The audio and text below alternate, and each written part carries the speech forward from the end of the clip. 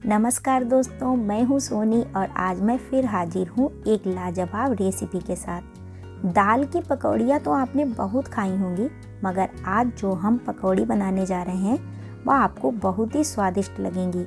तो हो जाइए तैयार।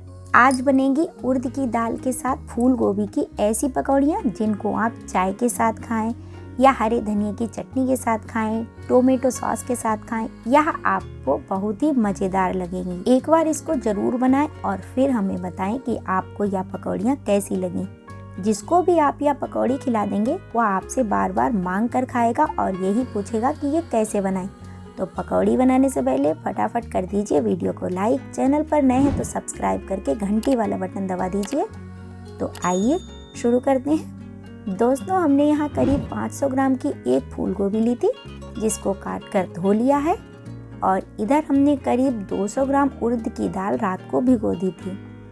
दाल छिलके वाली थी, इसको साफ कर लिया है और छिलके अलग हो चुके हैं। आप चाहें तो धुली दाल को भी भिगोकर प्रयोग कर सकते हैं। अब दाल को हम मिक्सी में डालकर पीसेंगे। तो देखिए, हमने दाल का पेस्ट तैयार कर लिया है। इसको हल्का दरदरा रखें। अब इस दाल के पेस्ट को हम एक बाउल में निकाल लेंगे। इधर हमने 4 लाल मिर्च, 1 चम्मच जीरा और 1 चम्मच रोस्टेड धनिया का पाउडर लिया है। हमारे यहाँ यह पाउडर पहले से ही तैयार था, नहीं तो साबुत धनिया लेकर उसे रोस्ट किया जा सकता है। इसके साथ ही मिर्च और जीरा को भी रोस्ट करके पाउडर बना लेंगे।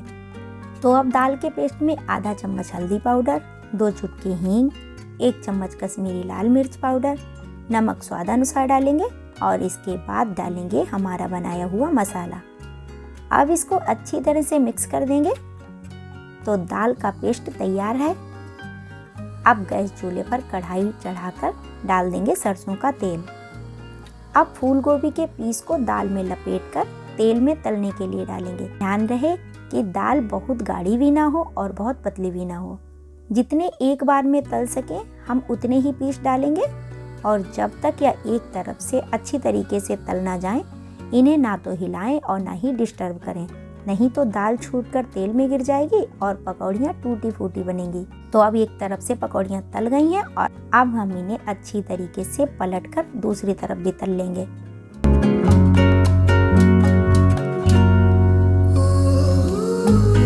इसी तरह से हम सारी पकौड़ियों को तल लेंगे। दोस्तों, पकौड़ियों की महक बड़ी ही ज़बरदस्त आ रही है। मेरे मुंह में तो पानी आ रहा है। यह पकौड़ी आप चाय के साथ या धनिया की चटनी या टोमेटो सॉस के साथ खाएंगे, आपको बहुत ही आनंद आएगा। तो अब पकौड़ियाँ तल चुकी हैं और अब करते हैं आगे की तैयारी। अब एक प्लेट में लेंगे हरा धनिया, इसको धोकर साफ कर लिया है, 1 टमाटर, 2 इंच मूली का टुकड़ा, 6-7 हरी मिर्च। यहाँ पर हमने थोड़ा आम का अचार लिया है। अब मिक्सी में इन चीज़ों को डाल देंगे।